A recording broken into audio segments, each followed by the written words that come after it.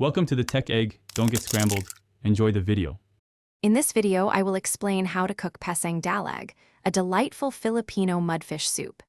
This dish is known for its comforting, ginger-flavored broth. You'll need one whole mudfish, about 1 kilo, along with 2 medium potatoes, 1 onion, 2 cloves of garlic, and 2 tablespoons of ginger. For vegetables, prepare 1 bunch of peche and 1 small napa cabbage. We'll also use 1 tablespoon of fish sauce and 5 cups of rice washing water for the broth. Now let's get our ingredients ready. First, clean your mudfish by thoroughly removing its scales and rubbing it with coarse salt to eliminate any slime. Rinse it well and cut it into serving portions, then season with salt and pepper. Next, peel and quarter your 2 medium potatoes. Prepare your aromatics by thinly slicing 1 onion, mincing 2 cloves of garlic, and julienning 2 tablespoons of fresh ginger. Finally, wash and separate the leaves of your peche and cabbage. Let's begin cooking. In a wide pot, heat about 1 tablespoon of oil over medium heat.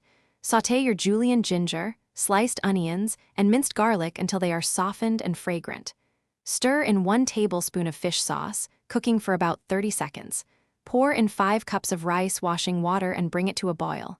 Add the quartered potatoes and simmer for 3 to 5 minutes until they are almost tender. Then, carefully add the seasoned mudfish and continue to simmer for 5 to 6 minutes, ensuring the fish is cooked through.